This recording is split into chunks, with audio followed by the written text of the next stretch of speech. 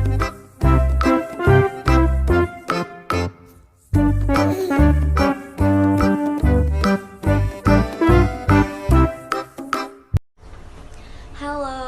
perkenalkan nama saya Lili Irani dengan NIM 2108162. Halo, perkenalkan nama saya Maulida Amelia dengan NIM 2108153. Halo semuanya, nama aku Aida Zakia dengan NIM 2108861. Halo semuanya, perkenalkan saya Indira Sofi Anggraini dengan NIM 2108322. Halo, nama saya Syala Arnia dengan NIM 2108131. Perkenalkan, saya Syafika dengan NIM 2109592. Di sini kami akan menjelaskan penataan dana indoor yang kami buat. Nah, yang pertama ada ruang kelas. Untuk ukuran ruang kelas yang kami buat ini dengan lebar 20 meter dengan panjang 15 meter, tinggi atap 5 meter. Ruang kelas ini dapat menampung 9 siswa. Ruangan ini adalah tempat belajar utama bagi anak. Tujuannya untuk memudahkan anak dalam melakukan pengamatan dan pengaturan di kelas. Tanpa adanya ruang kelas yang tetap, guru akan kesulitan dalam mengorganisasikan dan mengatur anak dalam proses pembelajaran. Dan bila fasilitas ruang di PAUD masih terbatas, seperti gudang atau ruang guru, mungkin bisa dikebelakangkan pengadaannya.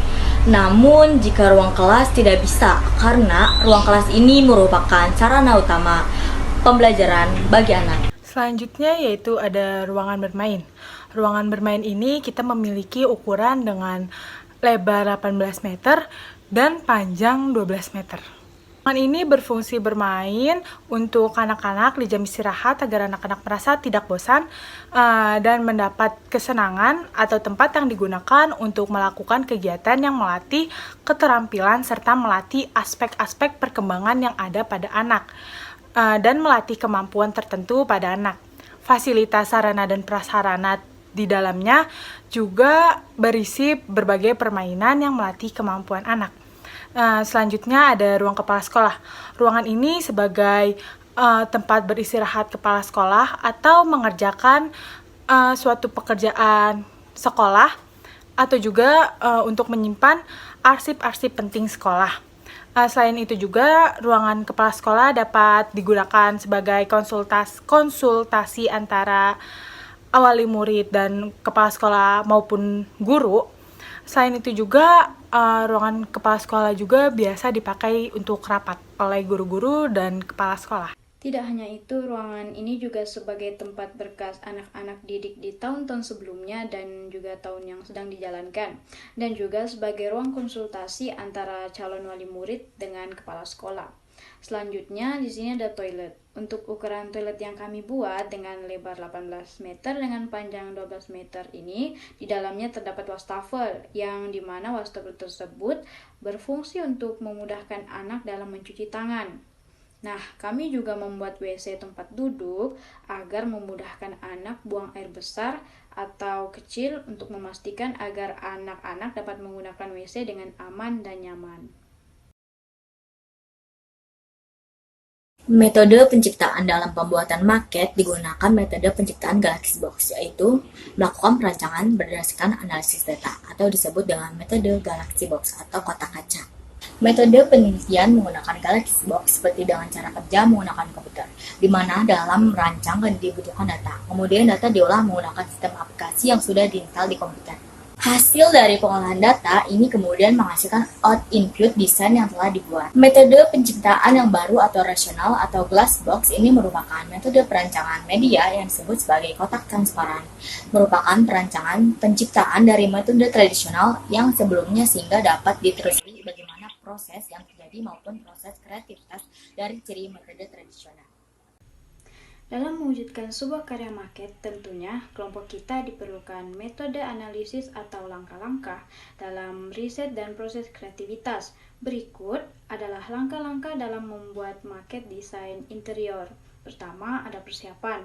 Proses pembuatan maket indoor untuk desain interior dilakukan persiapan berupa studi visual maket indoor dengan cara melakukan pengamatan langsung terhadap bagaimana cara pembuatan maket. Nah, pengamatan dilakukan mulai dari mengumpulkan data seperti halnya melakukan observasi, kemudian wawancara, dokumentasi, dan melakukan studi pustaka. Nah, data yang didapat dari kegiatan di atas dijadikan pedoman dalam menggarap karya. Selanjutnya, yang kedua ada studi pustaka. Pada pembuatan maket desain interior, dilakukan studi pustaka dalam desain komunikasi visual yang berguna menentukan berbagai sumber yang berkaitan dengan objek penciptaan, yakni menelusuri data berupa artikel, video, buku, laporan, penciptaan, ataupun tulisan yang berkaitan dengan objek. Sebagai referensi guna memperluas wawasan yang didapatkan, observasi merupakan suatu cara atau teknik yang dilakukan dalam mengumpulkan data. Penulis melakukan pengumpulan data dengan cara mengamati secara langsung. Konsep perancangan, hasil analisa data yang didapat dan digambarkan pada konsep perancangan yang lebih jelas.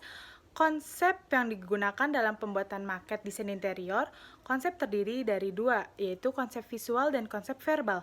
Konsep ini akan digunakan pada tahapan perancangan mulai dari pemilihan jenis bahan maket sampai selesai. Setelah itu juga melakukan kajian konsep perancangan. Tahapan selanjutnya adalah visualisasi perancangan. Visualisasi perancangan terdiri dari bentuk-bentuk awal dari setiap bentuk maket. Tahapan ini merupakan akhir dari perancangan yang menghasilkan rancangan final. Maket memiliki fungsi yaitu sebagai media visual pada karya desain interior yang merupakan hal yang berpengaruh dalam desain interior. Biasanya maket terbuat dari beberapa bahan seperti kayu, kertas karton, karton jerami, dan styrofoam. Dari pembuatan maket indoor yang kami buat, itu sudah sesuai dengan prinsip-prinsip lingkungan belajar. Pada maket indoor yang kelompok kami buat, yang pertama ada ruangan kelas. Di dalam ruang kelas terdapat lemari, rak buku untuk anak-anak.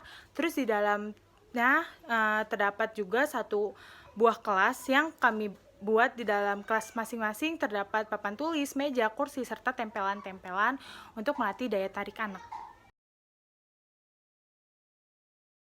Untuk luas wilayah ini, kami mendesain dengan panjang 25 meter dan lebar 18 meter. Di sini digunakan alat rumput sintetis karena terdapat indera peraba serta kepekaan untuk merangsang sensori anak yang membuat anak seperti bermain di alam bebas yang membawa kesan santai dan rileks. Selain itu, di pinggiran area ini terdapat pagar sebagai area pembatas agar anak tetap aman di dalam area tersebut. Yang pertama, ada ayunan. Biasanya, ayunan dapat ditemukan di sekolah TK manapun. Ayunan dapat mengajarkan anak untuk melatih kecepatan kaki anak untuk melajukan gerakannya. Selain menyenangkan, secara tidak langsung ayunan dapat melatih motorik si anak. Yang kedua ada perosotan. Untuk anak yang belum terbiasa menaiki perosotan, biasanya akan mengacu adrenalin. Namun, seiring berjalannya waktu, anak akan terbiasa dan tidak menjadi takut. Perosotan bisa dapat mempercepat kelatihan anak. Yang ketiga ada permainan jungkat-jungkit. Nah, permainan jungkat-jungkit ini berfungsi agar anak dapat menjaga keseimbangan tubuhnya saat bermain dengan lawan. Nah, yang keempat itu ada permainan sandbox. Permainan sandbox ini memiliki 5 manfaat. Yang pertama itu ada melatih motorik halus. Yang kedua itu mengenalkan anak pada tekstur baru. Yang ketiga melatih konsentrasi anak. Yang keempat mengembangkan kreativitas anak. Yang kelima meningkatkan agar anak mampu bersosialisasi dan berkomunikasi dengan temannya. Nah, sandbox ini sengaja kami taruh di pojok sana agar pasirnya tidak berceceran kemana-mana dan tidak mengganggu permainan lainnya. Nah, selanjutnya ada permainan sepeda. Nah, kami menyediakan sepeda dengan manfaat anak dapat meningkatkan metabolisme tubuh. Nah, selanjutnya otot-otot anak akan terbangun atau terbiasa gitu olahraga. Nah, terus ada membakar lemak tubuh si anak. Nah, kenapa disebut membakar lemak tubuh? Karena jika anak menggoes, berat itu akan sama saja berolahraga. Nah, itu bisa mengurangi berat badan juga. Nah, jadi anak yang berat badannya berlebih atau bisa dibilang ingin menurunkannya, nah bersepeda ini sangat cocok untuk menurunkan berat badan.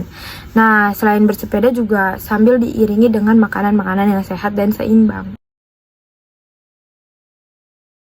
Baiklah, selanjutnya itu ruangan bermain outdoor. Ruangan bermain outdoor adalah suatu kegiatan pembelajaran yang secara langsung dilakukan di alam terbuka dengan memanfaatkan alam sebagai media pembelajarannya. Dan maket yang kami buat ini sudah mengikuti atas dasar prinsip-prinsip lingkungan belajar, yakni yang pertama itu ada keamanan lokasi. Dan maket yang kami buat ini sudah dipertimbangkan dari segi lokasinya, seperti medan pijakannya, tidak jauh dari ruang kelas, masih di halaman sekolah, dan di sekitar ruangannya itu ada pagar kayu tersendiri supaya anak-anak pun bermain dengan aman dan nyaman. Kemudian ada kemudahan akses. Di sini merujuk pada akses menuju ruang belajar outdoor di sekolah itu tersendiri. Dan di maket kami ini aksesnya cukup mudah, yaitu terletak sekitar 20 meter dari ruang kelas. Yang ketiga ada pengelompokan usia. Di sini dengan tujuan bermaksud untuk mengetahui sejauh mana dan implementasi konsep-konsep outdoor learning space pada kelompok belajar per usianya. Yang keempat ada peletakan permainan. Di peletakan permainan di sini harus diperhatikan letaknya atau tatanan susunannya agar tidak terjadi kecelakaan dan agar tetap aman dan tidak membahayakan.